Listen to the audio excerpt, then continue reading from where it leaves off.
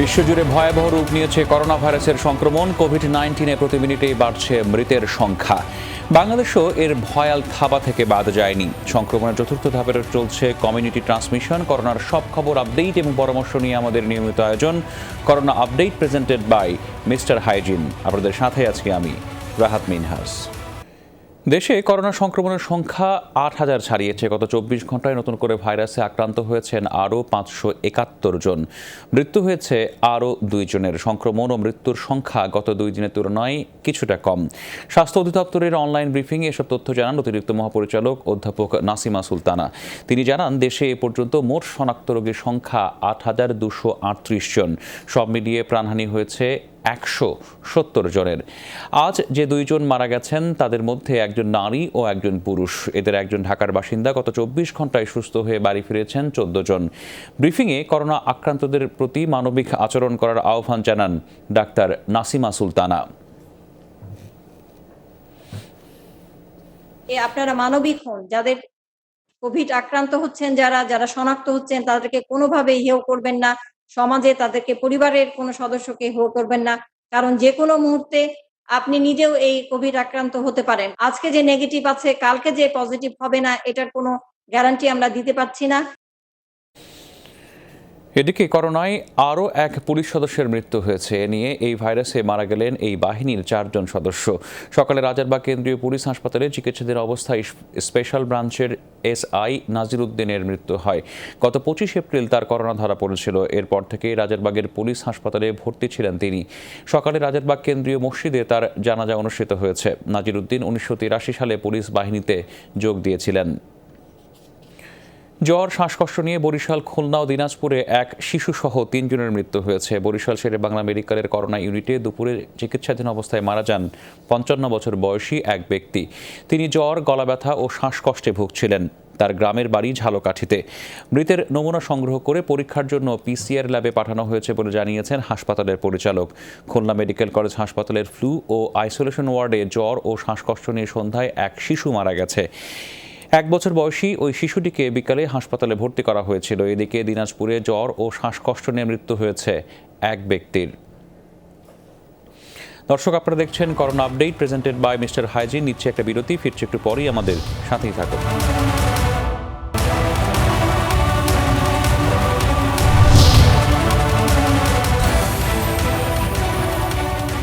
স্বাগত আরেকবার। আপনারা দেখছেন corona update, presented by mister Hygiene. বিশ্বজুড়ে করোনা ভাইরাসের মৃতের সংখ্যা ২,৩৭,০০০ ছাড়িয়েছে। আক্রান্ত ৩.৩ লাখের বেশি মানুষ। যুক্তরাষ্ট্রে নতুন করে ১,০০০-এর বেশি মানুষের প্রাণ গেছে। মোট মৃত্যু হয়েছে ৬৫,০০০।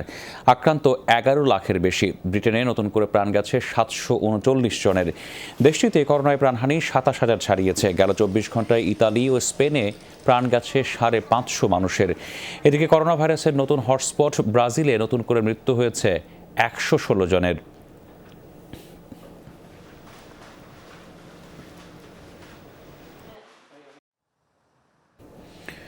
আবারও চীনের গবেষণাগার থেকেই করোনা ভাইরাস ছড়ানোর অভিযোগ তুললেন ডোনাল্ড ট্রাম্প। তার দাবি, চীনের ল্যাবে কোভিড-19 তৈরির প্রমাণ স্বচক্ষে দেখেছেন তিনি।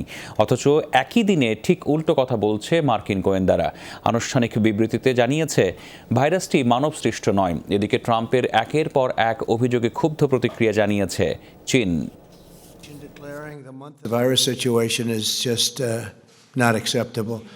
নোভেল করোনা ভাইরাসের বিস্তার শুরুর প্রশ্নে চীনের বিরুদ্ধে আবারও আগ্রাসী রূপ দেখালেন ডোনাল্ড ট্রাম্প। বৃহস্পতিবার হোয়াইট হাউসের ব্রিফিংয়ে এ নিয়ে সাংবাদিকদের সাথে রীতিমতো তর্কে জড়ান তিনি। Have you seen anything at this point that gives you a high degree of confidence that the Wuhan Institute of Virology was the origin of this virus? Yes, I have. হ্যাঁ, নিশ্চয়ই। আর আমার মনে হয় বিশ্ব স্বাস্থ্য সংস্থার লজ্জা পাওয়া উচিত, কারণ তারা চীনের মুখপাত্রের ভূমিকায় নেমেছে। কি প্রমাণ পেয়েছেন তা স্পষ্ট করতে না পারলেও উল্টো প্রশ্ন ছুড়ে দেন মার্কিন president. And what gives you a high degree of confidence that this originated from the Wuhan Institute of Virology? I can't tell you that. I'm not allowed to tell you that. সেসব এখন বলা যাবে না, কিন্তু ভাইরাসের কারণে উহানকে বাকি চীন থেকে পুরোপুরি বিচ্ছিন্ন করা হলেও বিশ্বের অন্য সব দেশে উহান থেকে আসা যাওয়া ঠিকই চলছিল। কিভাবে এটা সম্ভব, আমি তা বুঝি না। অথচ এর কিছুক্ষণ আগেই গবেষণাগারে কোভিড-19 তৈরির সম্ভাবনা নাকচ করে দেয় ইউএস ন্যাশনাল ইন্টেলিজেন্স। বিবৃতিতে সংস্থাটি বলে, প্রকৃতিরই সৃষ্টি ভাইরাসটি। এখন কোনো প্রাণী থেকে সরাসরি ভাইরাসটি মানুষের দেহে এসেছে নাকি উহান ইনস্টিটিউট অফ ভাইরোলজিতে কোনো গবেষণার সময় ভুলবশত ছড়িয়েছে খতিয়ে দেখা হচ্ছে সেটাই। নানা মহল থেকে মহামারীর পেছনে ষড়যন্ত্র তত্ত্ব নাকচের পরও মার্কিন প্রেসিডেন্টের আক্রমণাত্মক অবস্থানে ক্ষুব্ধ চীন। গবেষণাগারে ভাইরাসটি তৈরির গুজব নিয়ে পূর্ণাঙ্গ ব্যাখ্যা দিয়েছি আমরা। তাও না মানলে জিনোম দেখে প্রমাণ করুন যে এটা মানব সৃষ্ট। নোভেল করোনা ভাইরাসের উৎস সম্পূর্ণ বৈজ্ঞানিক গবেষণার বিষয়। এটা নিয়ে রাজনীতি না করে যুক্তরাষ্ট্রের উচিত নিজ দেশে মহামারী নিয়ন্ত্রণে আনা। চীন তো বটেই, যুক্তরাষ্ট্রের বিজ্ঞানীরাও মনে করেন নোভেল করোনা ভাইরাসের যে গঠন এতটা নিখুঁতভাবে তা তৈরি করা মানুষের পক্ষে অসম্ভব। নুসহাত কামাল, যমুনা নিউজ। করোনা ভাইরাসের কারণে ভারতে 17 মে পর্যন্ত বাড়ানো হয়েছে লকডাউনের সীমা। বৃহস্পতিবার এই ঘোষণা দেন মোদী প্রশাসন। এতে বলা হয়, করোনা পরিস্থিতি নিয়ন্ত্রণে আনতে আরও সময় প্রয়োজন। এর আগে দেশটিতে 4 মে পর্যন্ত লকডাউন রাখার সিদ্ধান্ত নেওয়া হয়েছিল। লকডাউন বাস্তবায়নে নিরাপত্তা বাহিনীকে আরও জোরালো ভূমিকা রাখার নির্দেশ দেওয়া হয়েছে। এদিকে করোনা পরিস্থিতি নিয়ন্ত্রণে না আসা পর্যন্ত মসজিদুল হারাম ও মসজিদে নববী খোলা হবে না বলে জানিয়েছে হারমাইন শরীফ। সম্প্রতি বিভিন্ন গণমাধ্যমে মক্কা ও মদিনার প্রধান এই দুই মসজিদ দুটি খুব শিগগিরই খুলে দেওয়ার কথা প্রচারিত হয়। তারই পরিপ্রেক্ষিতে এই ঘোষণা দিল কর্তৃপক্ষ।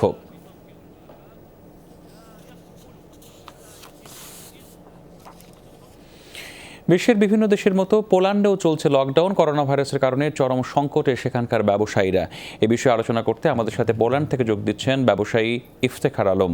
জনাব ইফতেখার, আপনাকে আমন্ত্রণ জানাচ্ছি আমাদের আজকের আয়োজনে। আপনার কাছে জানতে চাই, দীর্ঘ বেশ কিছুদিন ধরে লকডাউন চলছে পোল্যান্ডে, সেখানকার সবশেষ পরিস্থিতি কি আমাদেরকে জানাবেন? এখানকার ধন্যবাদ আপনাকে। এখানে সর্বশেষ পরিস্থিতি পোল্যান্ডের, এখানকার ব্যবসায়ীদের খুব ক্ষতির সম্মুখীন হচ্ছে তারা, এবং লকডাউনের কারণে সকল ব্যবসা প্রতিষ্ঠান বন্ধ রয়েছে এবং এখানকার ব্যবসায়ীরা বেশিরভাগ রেস্টুরেন্ট ব্যবসার সাথে জড়িত, এবং তার কারণেই রেস্টুরেন্টগুলো এই লকডাউনে থাকার কারণে সম্পূর্ণ বন্ধ রয়েছে এবং অনেক আর্থিক ক্ষতির সম্মুখীন এখানকার ব্যবসায়ীরা রয়েছে। তবে এখানকার গভর্নমেন্ট থেকে অনুমোদন দেওয়া হয়েছে কিছু সহযোগিতা ব্যবসায়ীদেরকে করা হবে, কিন্তু সেটি কবে নাগাদ করা হবে এখন পর্যন্ত তার কোনো সিদ্ধান্ত নেওয়া হয়নি। তো এখানকার ব্যবসায়ীরা অবশ্যই সরকারের সহযোগিতার দিকে তাকিয়ে আছেন, কবে নাগাদ সেই সহযোগিতা আসবে এবং সহযোগিতা এলেও যে এই ব্যবসায়ীরা কবে নাগাদ স্বাভাবিক জীবনে ফিরে আসতে পারবেন সেটা আসলে এখনো ধারণা করা দুষ্কর। তো আশা করা যাচ্ছে যে খুব লকডাউনের পরিস্থিতি কিছুটা স্বাভাবিক হলে রেস্টুরেন্টগুলোর আস্তে আস্তে খোলার অনুমতি মিলবে। তো এই হচ্ছে এখনকার পরিস্থিতি। জনাব ইফতেখার, আপনার কাছে আরেকটি বিষয় জানতে চাই, আপনি নিজেও ব্যবসায়ী, আপনি ঠিক কী ধরনের ক্ষতির সম্মুখীন হয়েছেন?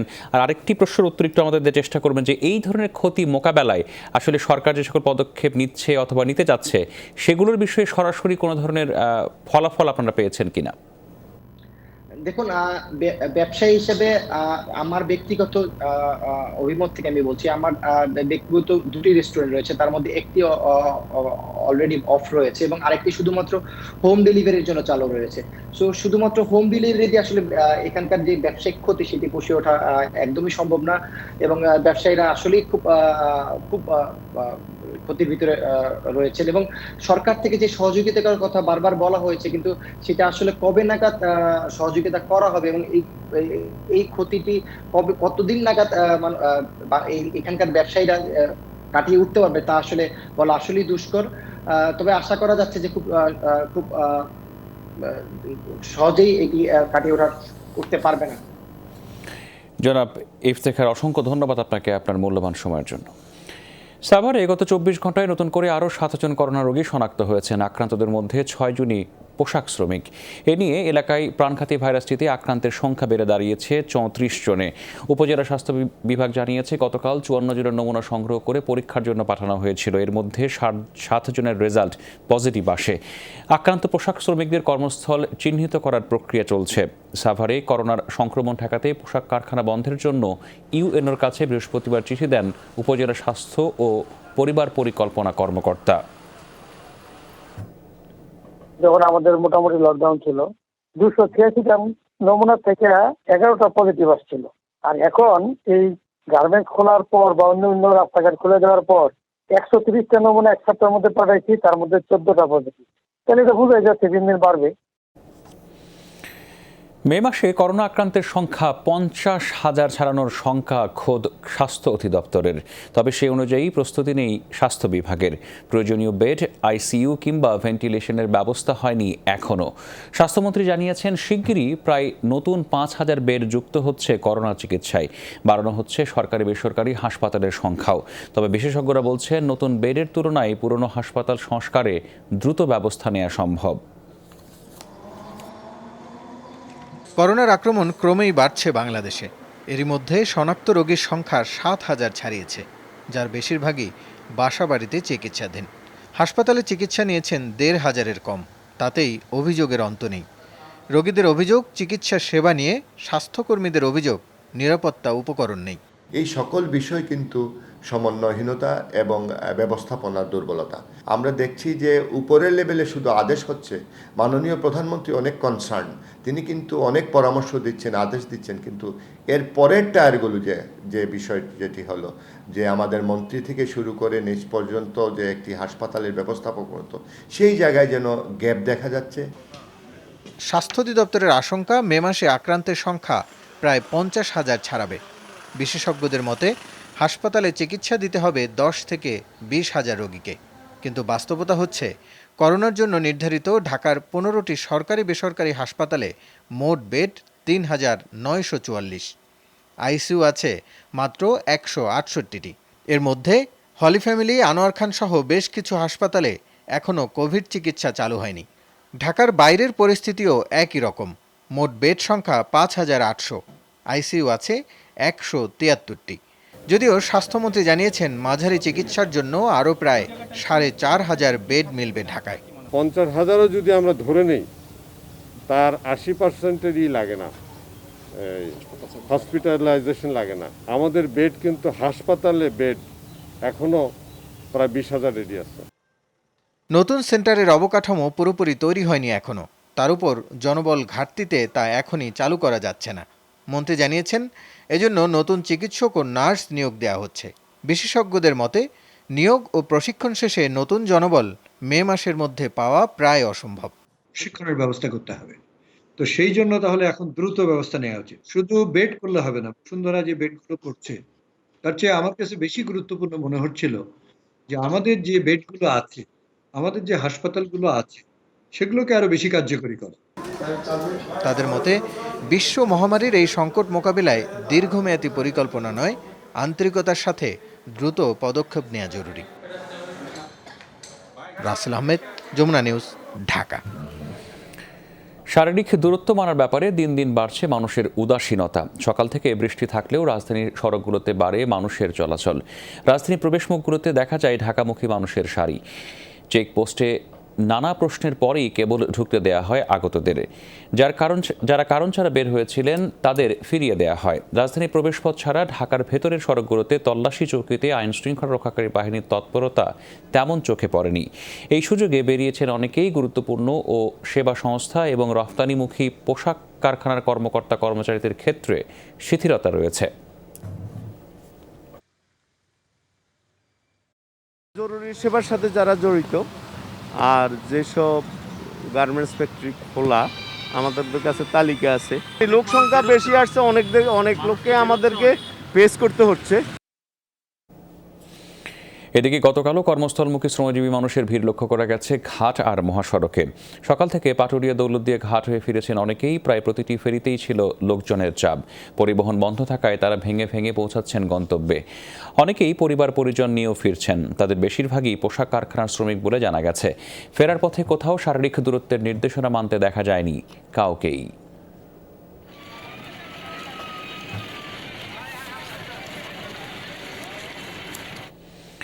এবার কোভিড-19 চিকিৎসা কার্যক্রম শুরু হচ্ছে মানিকগঞ্জ জেলা সদর হাসপাতালে। 100 শয্যার এই করোনা হাসপাতালে যাত্রা শুরু আগামীকাল থেকেই।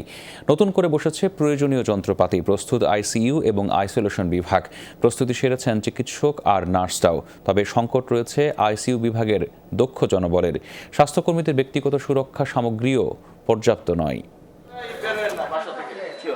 প্রায় প্রতিদিনই করোনা আক্রান্তের সংখ্যা বাড়ছে মানিকগঞ্জে, অথচ কোভিড-19 চিকিৎসা ব্যবস্থা না থাকায় রোগী পাঠানো হয় রাজধানীর বিভিন্ন হাসপাতালে। এ অবস্থায় স্বাস্থ্য মন্ত্রণালয়ের সিদ্ধান্তে জেলা সদর হাসপাতালে শুরু হচ্ছে করোনা চিকিৎসা কার্যক্রম। হাসপাতালে পুরাতন ভবনকে ঘোষণা করা হয়েছে 100 শয্যার কোভিড-19 ডেডিকেটেড হাসপাতাল হিসাবে। প্রয়োজনীয় যন্ত্রপাতি, 2 বেডের আইসিইউ বিভাগ সহ যাবতীয় প্রস্তুতি শেষ করেছে কর্তৃপক্ষ। যারা পজিটিভ হয়ে আসবে তাদের ক্ষেত্রে আমরা মেল ওয়ার্ড এবং ফিমেল ওয়ার্ড আলাদা করে রেখেছি। আর আমাদের এখানে রিসেন্টলি দুইটা ভেন্টিলেটরের ব্যবস্থা করা হয়েছে, কিন্তু আনফরচুনেটলি এখন আমাদের এখানে সেন্ট্রাল অক্সিজেন সাপ্লাইটা নেই। দায়িত্ব পালনের জন্য 76 জন চিকিৎসক এবং 90 জন নার্সের তালিকা তৈরি করা হয়েছে। সম্মুখ যুদ্ধে অংশ নেওয়ার জন্য প্রস্তুত তারাও। অবশ্যই রিস্ক আছে। এখন সব মিলে এই কাজটা করবে কে? আমরা যদি এখানে না করি তাহলে এই পেশেন্টগুলি কোথায় যাবে? দুর্যোগ মোকাবেলায় অবশ্যই আমি আমার দায়িত্ব পালন করতে আমি রাজি আছি। তবে আমার এই দায়িত্ব পালন করা অবস্থায় আমার অবশ্যই ফুল প্রোটেকশনের দিকে একটু খেয়াল রাখতে হবে। শনিবার থেকে চিকিৎসা কার্যক্রম শুরু হলেও আইসিইউ বিভাগে ঘাটতি রয়েছে দক্ষ জনবলের, সংকট রয়েছে ব্যক্তিগত সুরক্ষা সামগ্রীর। তবে কর্তৃপক্ষের দাবি দ্রুতই সমস্যার সমাধান হবে। ডাক্তারদের যে প্রোটেকশন, পার্সোনাল যে প্রোটেক্টিভ ইকুইপমেন্ট সেটা আমাদের এখন সামান্য আছে, কিন্তু আমরা চাহিদা দিয়েছি 2-4 দিনের মধ্যে আমরা এগুলি পেয়ে যাব। এবং আমাদের ডাক্তার প্লাস আমার সিনিয়র স্টাফ নার্স, আমাদের যে সাপোর্টিভ স্টাফ আছে তাদেরকে আমরা প্রোটেক্টিভ দিতে সক্ষম হব। পুরাতন ভবনে করোনা রোগীদের সেবা দেওয়া হলেও হাসপাতালের নতুন ভবনে চলবে সাধারণ রোগীদের চিকিৎসা। B M Khorshed, Jamuna news, Manikganj. এদিকে করোনা দুর্যোগের মধ্যেই শুরু হয়েছে ডেঙ্গুর প্রকোপ। এরই মধ্যেই 3 শতাধিক ডেঙ্গু রোগী শনাক্ত হয়েছেন, যাদের সবাইকে ভর্তি হতে হয়েছিল হাসপাতালে। বিশেষজ্ঞরা বলছেন, বছরের এই সময়ে এডিস মশার বিস্তার বেশি ঘটছে, আর কদিনে টানা বৃষ্টিতে পরিস্থিতি আরও খারাপ হতে পারে। নীতি নির্ধারকরা বলছেন, গতবারের মতো অবস্থা ঠেকাতে গঠিত হয়েছে ডেঙ্গু মনিটরিং সেল। মনিরুল ইসলামের প্রতিবেদন। এপ্রিলের মাঝামাঝি থেকে প্রায় প্রতিদিনই হচ্ছে ঝুম বৃষ্টি। ফলে বাড়ির ছাদ, ব্যালকনি, ফুলের টব সবখানে জমার কথা স্বচ্ছ পানি। রাস্তাঘাটে গর্ত থেকে শুরু করে দৃষ্টিনন্দন ফোয়ারাগুলোও যেন মশার স্বর্গরাজ্য। আর বদ্ধ খাল বা নালার অবস্থা তো আরও করুণ। মশা ও তার লার্ভার এমন অবস্থা মনে করিয়ে দেয় গত বছরের ভয়ঙ্কর অভিজ্ঞতা। সব মিলে কদিনের বৃষ্টি উদ্বেগ বাড়াচ্ছে ডেঙ্গু নিয়ে। আমাদের কীটতাত্ত্বিক জরিপে আমরা দেখতে পাই যে এবছর 2019 সালের তুলনায় এডিস মশার ঘনত্ব বেশি। তাই আগাম পদক্ষেপ নেওয়া খুবই জরুরি। তা না হলে এই করোনার সিচুয়েশনে একটি শত্রুকে মোকাবেলা করতে গিয়ে আমাদের আরেকটি দরজায় আরেকটি শত্রু ঢুকে পড়ার সম্ভাবনা আছে। কোনো একটি রোগীর যদি করোনা নেগেটিভ হয় তাহলে তার জ্বরের প্রকৃত কারণ খুঁজে বের করতে হবে। সেটি কিন্তু ডেঙ্গু বা চিকুনগুনিয়াও হতে পারে। গত বছর ডেঙ্গু রোগী সারা বাংলাদেশে কতটা ভোগান্তি দিয়েছে তা পরিসংখ্যানে বোঝা যায়। রোগীর সংখ্যা ছিল 1,01,000-এরও বেশি। তার মধ্যে শুধু রাজধানীতেই যারা আক্রান্ত ছিল অর্ধেকেরও বেশি। করোনায়ও এত রোগী হবে কিনা সারা দেশে সন্দেহ। সারা দেশে গত বছর ডেঙ্গুতেই মারা গিয়েছিল 179 জন। জানুয়ারি মাস থেকে শুরু করে আজকে পর্যন্ত 294 জন চিকিৎসা নিয়েছিল। এর মধ্যে 292 জন ছাড়পত্র নিয়ে চলে গেছে। মাত্র বর্তমানে ভর্তিছে 2 জন। গত বছর এডিস মশা মারতে চিরুনি অভিযান হয়েছিল, কিন্তু করোনা দুর্যোগে পরিচ্ছন্নতা কর্মীদের অনেককেই নামানো যাচ্ছে না। মাস দেড়েক আগে করোনার জীবাণুনাশক ছিটানোই ব্যস্ততা দেখা গেলেও সম্প্রতি সেটাও খুব একটা দৃশ্যমান না। সমস্যা আরও আছে। এবার বাড়ি বাড়ি গিয়েও ছিটানো সম্ভব হচ্ছে না মশার ওষুধ। এসব দুশ্চিন্তা মাথায় নিয়ে এবার আগেভাগেই সরব হয়েছে সরকার। প্রধানমন্ত্রীর নির্দেশনায় ডেঙ্গু মনিটরিং সেল করেছে স্থানীয় সরকার মন্ত্রণালয়। আমাদের যে সমস্ত পেস্টিসাইড থাকা দরকার, যে সমস্ত লোকবল আগে থেকে আমরা নিয়োগদান করেছি, তারপরে দিয়ে সবাইকে সচেতন করার জন্য আগে থেকে উদ্যোগ নিয়েছি এবং সবাই মোটামুটি প্রস্তুত আছে। কোভিডটা যদি কমে যদি আসে, ডেফিনেটলি আমরা চাবো যে 20শে মে থেকে আবার সেই চিরুনি অভিযানটা প্রত্যেক ডোর টু ডোর গিয়ে আমাদের করা। এবার মশা মারতে সিটি কর্পোরেশনের সাথে অংশ নেবে ওয়াসা ও রাজুকের মতো অন্যান্য দপ্তরও। মনিরুল ইসলাম, যমুনা নিউজ, ঢাকা। দর্শক, আপনারা দেখছেন corona update presented by mister Hygiene. নিচ্ছে আর একটা বিরতি, ফিরছে একটু পরেই, আমাদের সাথে থাকুন।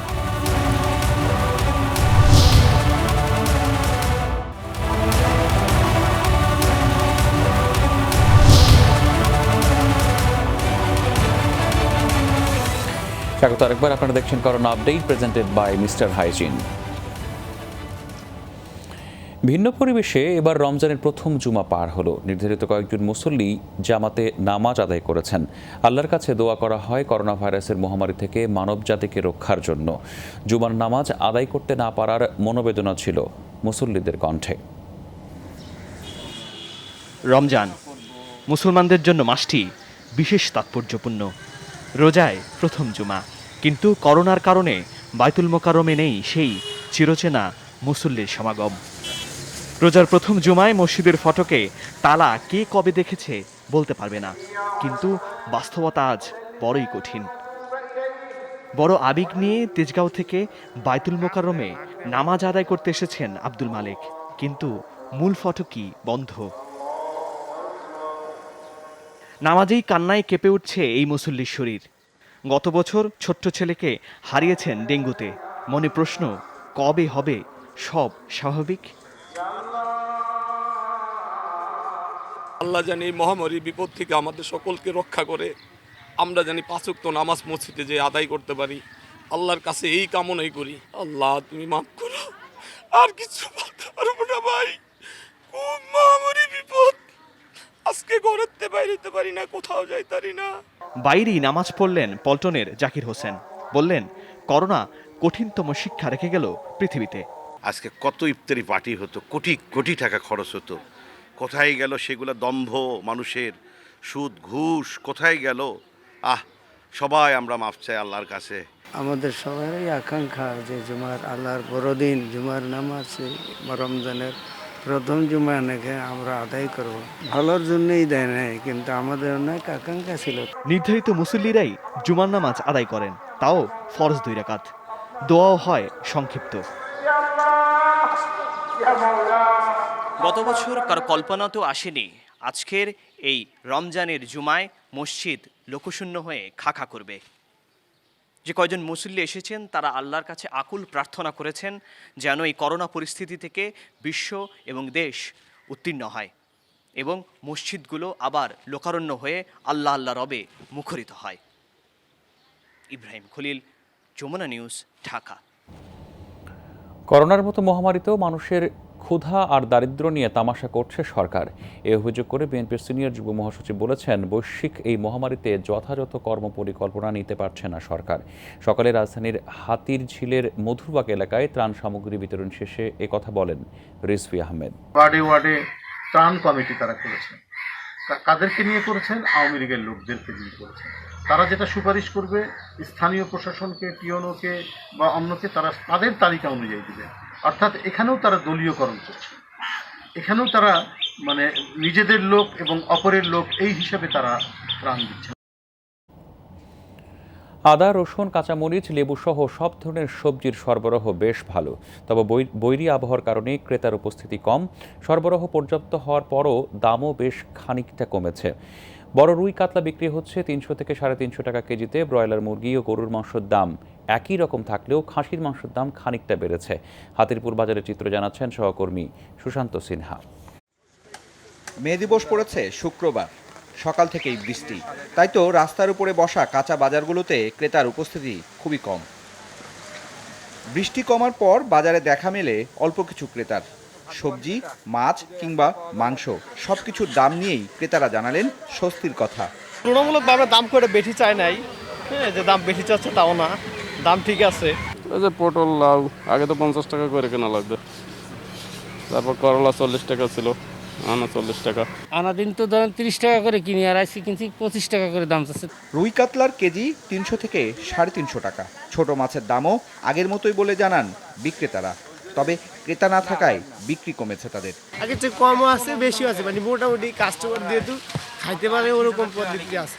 মার্কেটে থেকে এখন বাইরে দিয়েছে মানুষের সুবিধার জন্য। এখন বাজারে কাস্টমার আসে না, কিন্তু মাছের দাম তুলনামূলক বাড়ে নাই। সবচেয়ে বেশি কমেছে ডিমের দাম, প্রতি ডজন বিক্রি হচ্ছে 80 টাকায়। ব্রয়লার মুরগির কেজি 130 টাকা, গরুর মাংস 600 টাকা এবং খাসির মাংস বিক্রি হচ্ছে 850 টাকা কেজিতে। খাসির মাংস 850 টাকা করে বিক্রি করতেছি, দাম আগের থেকে তো বাড়ছে। 600 টাকা করে বিক্রি করতেছি গরুর মাংস, এটা তো আপনার 4 মাস আগের থেকে এই রেট বিক্রি করতেছি আমরা, আর বাড়ে নাই, একই দামে চলতেছে। ব্রয়লার 130 টাকা কেজি আর সোনালি 240। 80 টাকা ডজন।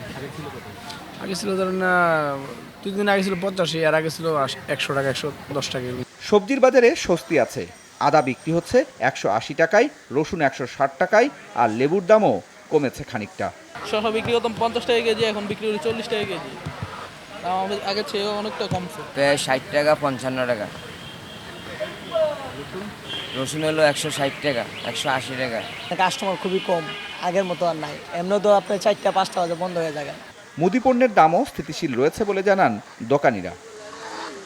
সুশান্ত সিনহা, যমুনা নিউজ, ঢাকা। করোনার প্রাদুর্ভাবের শুরু থেকেই চট্টগ্রামে পুলিশের ভূমিকা ছিল জনবান্ধব।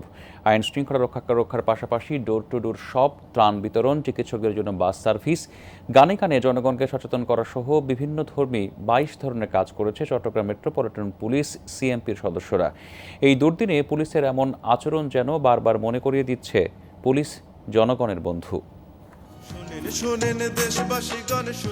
করোনাকালে নতুন ভূমিকায় পুলিশ, আইন প্রয়োগে কঠোরতার বদলে আরো বেশি মানবিক। মাইক হাতে পাড়ায় পাড়ায় গান গাইছে সদস্যরা। দুর্যোগকালে পুলিশের কাজ বেড়েছে। শুধু শহরেই 50,000 মানুষকে নানাভাবে ত্রাণ সহায়তা দিয়েছে বাহিনীটি। এছাড়া রোগীকে হাসপাতালে নেয়া, খাবার বিতরণ, ডোর টু ডোর সব সহ প্রায় 22 ধরনের ভিন্নধর্মী কাজ করছে চট্টগ্রাম মেট্রোপলিটন পুলিশ। আমাদের যেটুকু সামর্থ্য আছে, সাধ্য আছে, এই সাধ্য এবং সামর্থ্যটুকু নিয়ে মানুষের পাশে দাঁড়ালে মানুষ মনে রাখবে। মানুষের প্রতি, পুলিশের প্রতি মানুষের যে নেগেটিভ ধারণা অথবা যে বিশ্বাস অবিশ্বাসের সম্পর্ক, এই সম্পর্ক থেকে আমরা বেরিয়ে আসতে পারবো যদি মানুষের কাছে আমাদের ভালো দিকটি আমরা তুলে ধরতে পারি। এটি একটা সুযোগ আমি মনে করি, এই সুযোগটা আমরা কাজে লাগাচ্ছি। এসব মানবিক কাজের পাশাপাশি আইন শৃঙ্খলা রক্ষায়ও তৎপর সিএমপির 7,000 পুলিশ সদস্য। সাধারণ আইন শৃঙ্খলা রক্ষার জন্য যে আমাদের রেগুলার যে পেট্রোলিং, যেটা পুলিশ মনিটরিং, সেটি কিন্তু আমরা আগের মতোই রেখেছি। জনগণ আর পুলিশ এক কাতারে আসলে বদলে যাবে সমাজ, এমনটাই ভাবছেন পুলিশ কর্মকর্তারা। এই আসার মধ্য দিয়ে কিন্তু দূরত্বটি ঘুচে যাবে এবং তখন কিন্তু আমরা সকল প্রকার তথ্য পাবো। এটা ক্রিমিনাল তথ্য হোক বা অন্য কোনো তথ্য হোক, যে তথ্যটি সমাজের উপকারে আসবে।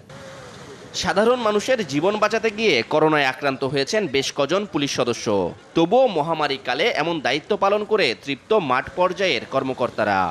ভালো লাগা কাজ করছে যে আমরা মানুষের পাশে আসতে পারছি, মানুষের জন্য কাজ করতে পারছি।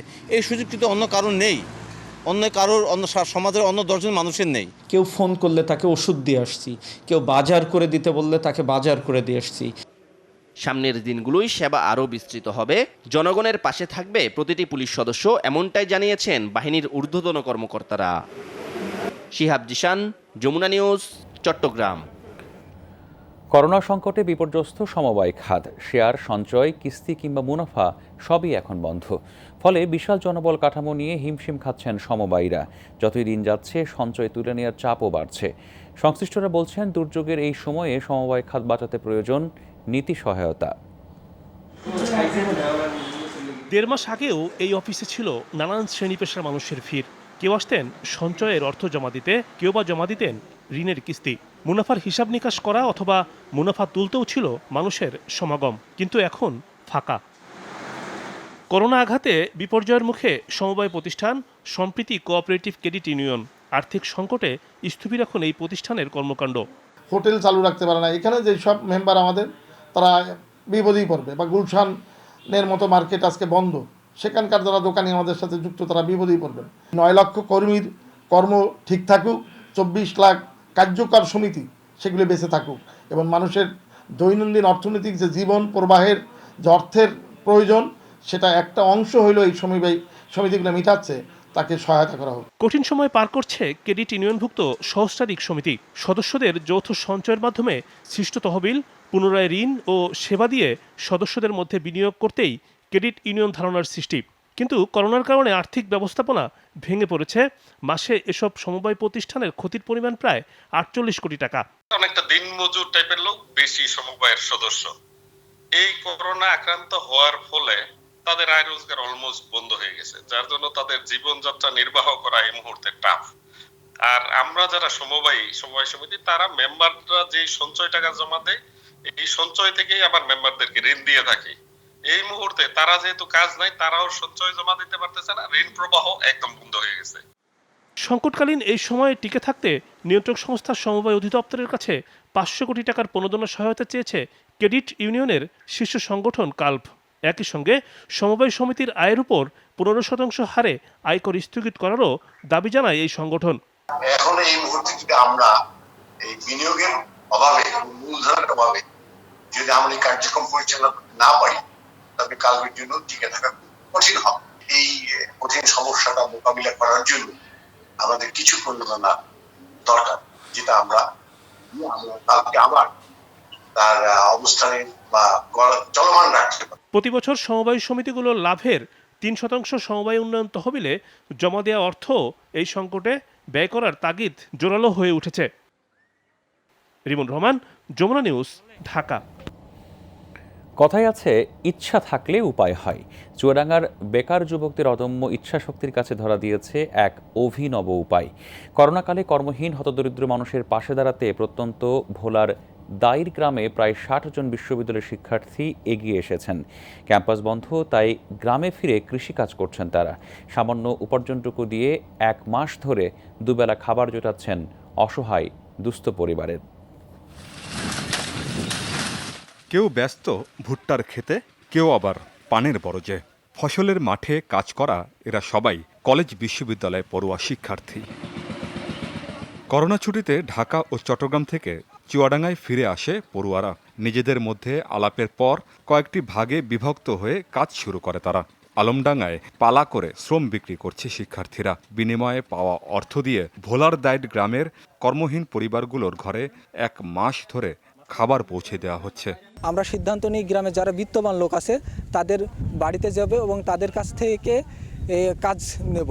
কাজ করে আমরা একটা ফান্ড গঠন করব এবং এই ফান্ড গঠন করার পর সেই টাকা দিয়ে আমরা গ্রামের যারা অসহায় দুস্থ মানুষ, যারা নিম্নবর্তী মানুষ, তাদেরকে ত্রাণ বিতরণ করব। লক্ষ্য আছে যে আমরা যতদিন পরিস্থিতি স্বাভাবিক না হয়, যে কোনোভাবে আমরা যে কোনো ধরনের কাজ করে এই সহায়তাটা অব্যাহত রাখবো। ছাত্র সমাজ যেন এইটা শিক্ষা গ্রহণ করে যে বসে না থেকে আমরা কেন বসে থাকবো, সবাই তো আমাদেরই ভাই, আমাদেরই বাপ মা। একই সাথে চলছে গ্রামের মানুষকে সচেতন করার কাজ। সচেতনতামূলক কার্যক্রম চালাই, একই সঙ্গে তাদের আমরা হাত ধোয়ার জন্য উদ্বুদ্ধ করি, সোশ্যাল ডিস্টেন্স মেনটেন করার জন্য আমরা উদ্বুদ্ধ করি। মানবতার এই অনন্য উদাহরণ উদ্বুদ্ধ করছে আশপাশের গ্রাম আর শহরের মানুষকে। যে হারে শ্রম দিয়ে পয়সা উপার্জন করে সেই পয়সা গরিব দুস্থ মানুষের ত্রাণের কাজে ব্যবহার করছে, এতে আমি খুব গর্বিত এবং খুশি যে আমার ইউনিয়নে এমন একটা ঘটনা যা ঘটল, তাতে অত্র অঞ্চলের লোক পর্যায়ক্রমে এখন এই দিকে ঝুঁকে পড়বে এবং পড়ছে বলে আমি মনে করি। দুর্যোগকালে জেলার বিত্তবান ব্যক্তি বা সরকারি ত্রাণের দিকে তাকিয়ে থাকেনি ভোলার দাইর গ্রামের যুবারা। উদ্ভাবনী শক্তি এবং শ্রম কাজে লাগিয়ে নিজেরাই দাঁড়িয়েছে হতদরিদ্রদের পাশে। আমিন বাবু, যমুনা নিউজ। দর্শক, আপনারা দেখছেন corona update presented by mister Hygiene. নিচ্ছে আরেকটা বিরতি, ফিরছে একটু।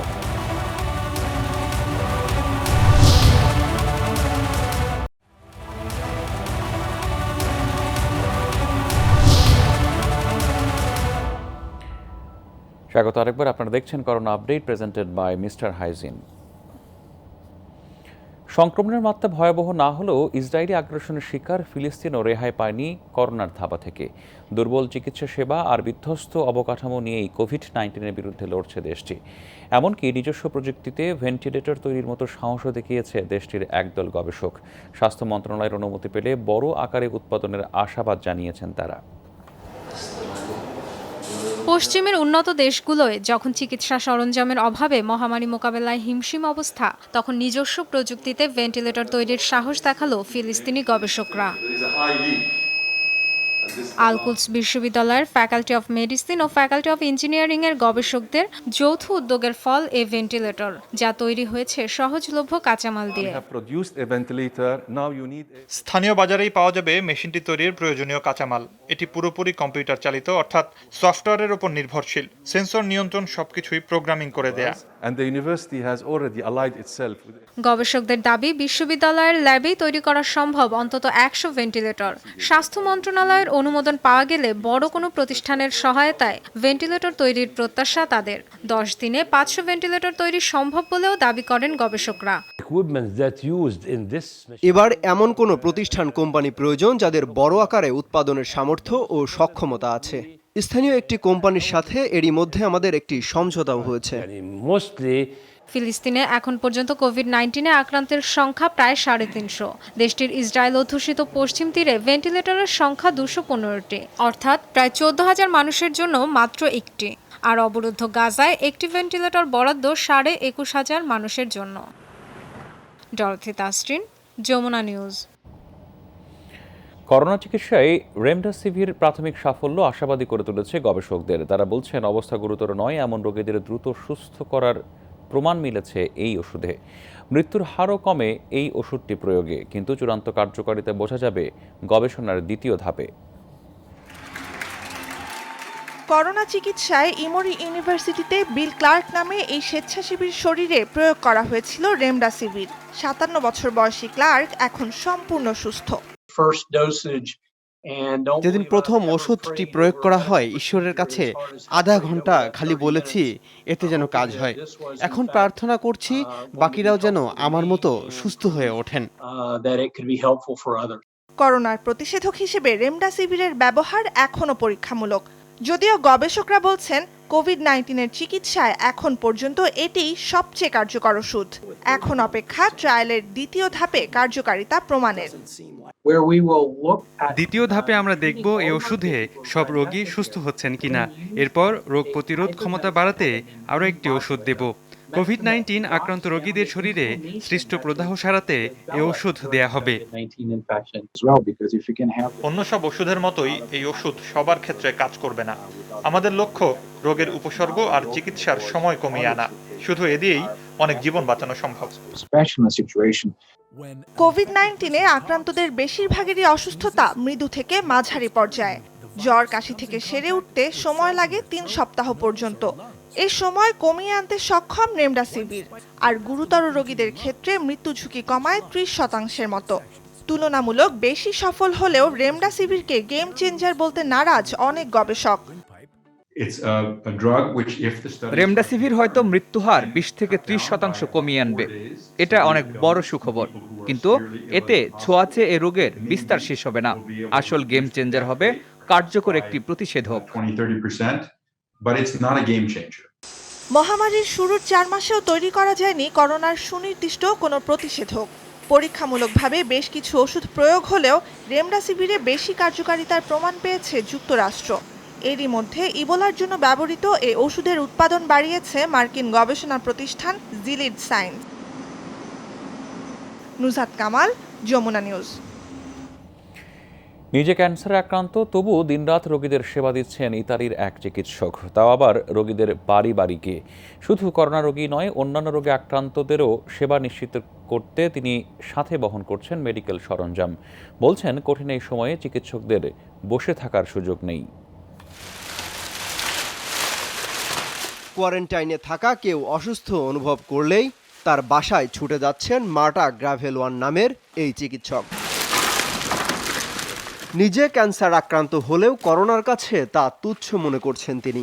এই নারী চিকিৎসক বলছেন, প্রতিনিয়ত রোগীর চাপ বাড়তে থাকায় দেশটির প্রায় সব অঞ্চলেই চিকিৎসকের সংকট রয়েছে, তাই ঘরে বসে থাকার সুযোগ নেই কোনোভাবেই। আসলে প্রয়োজন এবং সময়ে সবকিছু ঠিক করে দেয়। জীবনে অনেক কঠিন মুহূর্ত আসবে, আর তা মোকাবেলার মানসিকতাও থাকতে হবে, কারণ রোগীরা আশা নিয়ে তাকিয়ে থাকে আমাদের দিকে। এই মুহূর্তে একজন চিকিৎসক হিসেবে শুধু সেবা দিয়ে যেতে চাই। গ্রাভেলোয়ান শুধু একাই নন, ভ্রাম্যমাণ এ সেবায় সাথে সহায়তায় যোগ দিয়েছেন তার এক সহকর্মীও। তিনি মনে করেন, কঠিন এই সময়ে সবার আগে জরুরি মনোবল ধরে রাখা। এই ভাইরাস সবাইকে এক কাতারে নিয়ে এসেছে। যেখানেই যাচ্ছি সবাই সংক্রমণ আতঙ্কে। তাই চেষ্টা করে যাচ্ছি কিভাবে সবার সাথে সমন্বয় করে দ্রুত স্বাভাবিক অবস্থায় ফেরা যায়। না হলে সহসায় আগের অবস্থায় ফেরা অসম্ভব। যুক্তরাষ্ট্রের পর কোভিড-19-এ সবচেয়ে নাজেহাল অবস্থা ইউরোপের দেশ ইতালিতে।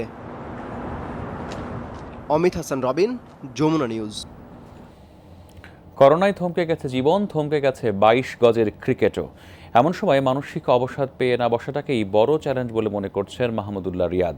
আর সেজন্য বাসার বিভিন্ন কাজকে উপভোগ করার পরামর্শ দিচ্ছেন তিনি। বাচ্চার এখন অলমোস্ট ফুল টাইম টিচার হয়ে গেছি। শুধু শিক্ষক না, মাহমুদুল্লাহ রিয়াদের খেলার সঙ্গীও প্রিয় এই সন্তান। সম্প্রতি আবারও বাবা হয়েছেন। সময়টা ব্যস্ততায় কাটলেও রিয়াদের কাছে প্রশ্ন, লকডাউনে কেমন চলছে জীবন? লকডাউনের অভিজ্ঞতা, লকডাউন তো বেশ অনেক দিন ধরেই আলহামদুলিল্লাহ ফ্যামিলি টাইমটা বেশ উপভোগ করছি। চলছে ফিটনেস নিয়ে কাজও, তবে দীর্ঘ ঘরবন্দি জীবনে অবসাদ পেয়ে বসার শঙ্কা আছে। সেখান থেকে বের হওয়ার পথও জানালেন এই অলরাউন্ডার। বাসায় অনেকদিন থাকতে থাকতে আপনার ভিতরে ওই মানসিক অবসাদটা চলে আসতে পারে। তো সেই ক্ষেত্রে বই পড়া, যেই জিনিসগুলো হয়তো বা আপনার দৈনন্দিন জীবনে আগে হয়তো করা হয়ে উঠতো না, এখন হয়তো বা আপনি ওইগুলা করতে পারেন এবং আপনার ওটা উপভোগ করতে হবে, আদারওয়াইজ আপনার কাছে বোরিং লাগবে। বাংলাদেশের টি-20 দলের দায়িত্বটা তার কাঁধে বলেই ছক আঁকছিলেন টি-20 বিশ্বকাপ ঘিরে। কিন্তু করোনায় অনিশ্চিত অস্ট্রেলিয়া যাত্রা, তাই গন্তব্যহীন পরিকল্পনাও। টি-20 ওয়ার্ল্ড কাপ নিয়ে অবশ্যই বিশেষ পরিকল্পনা ছিল, বাট এই মুহূর্তে আমার মনে হয় যে স্বাভাবিক জীবনে ফেরাটাই এখন ইম্পর্টেন্ট। একদিন সেরে যাবে পৃথিবীর অসুখ, কালো মেঘ সরে আসবে নতুন আলো। 22 গজের সবুজ গালিচায় ছন্দ তুলবে ব্যাট বলের শব্দ। রিয়াদের মতো সে ভোরের অপেক্ষায় এখন কোটি ক্রিকেট ভক্ত। অমিত, যমুনা স্পোর্টস, ঢাকা। করোনা সতর্কতায় গৃহবন্দী বেশিরভাগ মানুষ। এমন দুঃসময়ে বিকাল হলেই একটু অবকাশে চলছে ঘুড়ি ওড়ানো। গেল কয়েকদিন ধরে তাই রাজশাহীর আকাশে উঠছে হাজারো ঘুড়ি। চলছে মাঞ্জার প্যাঁচে ঘায়েল করারও খেলা। এতে প্রশান্তির পাশাপাশি শৈশব ফিরে পান কনক্রিটের নগরীর বাসিন্দারা। চাহিদা বৃদ্ধি পাওয়ায় তৈরি হয়েছে বেশ কিছু ঘুড়ি, নাটাই ও মাঞ্জা দেয়া সুতার অস্থায়ী কারখানা। গ্রীষ্মের রোদ নেমে যাওয়া মিষ্টি বিকেলে উঠছে পাহাড়ি রঙের ঘুড়ি নীল আকাশে। নগরীর প্রায় প্রতিটি বাড়ির ছাদে দেখা মেলে নাটাই হাতে ছেলে বুড়ো নারী পুরুষ। নগরীর আলুপট্টি এলাকার বাসিন্দা প্রকৌশলী কুমার গৌরব সাহা করোনার এ দুঃসময়ে নির্মল বিনোদন পেতে স্ত্রী সন্তানকে নিয়ে উড়ান ঘুড়ি। এই সময়টাতে যদি বিকালবেলা সবাইকে নিয়ে, ফ্যামিলি পার্সনকে নিয়ে একটা মজা করা, এটা আমি মনে করি খুব ভালো একটা টাইম পাসের সোর্স। একটি ছাড়িয়ে যায় আরেকটিকে, ঘুড়ি উঠে যায় আকাশের আরও উঁচুতে। নাটাই হাতে চলে অন্যের ঘুড়ি কাটার চেষ্টাও। গুড্ডি উড়াই, যখন দেখা যাচ্ছে আরেকজনের সাথে পেঁচ লেগে, তখন দেখা যাচ্ছে আমারটাও কাটতে পারে বা অন্যটাও কাটতে পারে। কাল সময়টা যেহেতু একটু নর্মালি সহজে কাটতে চায় না, সবাই মিলে উড়াচ্ছি, বেশ ভালো।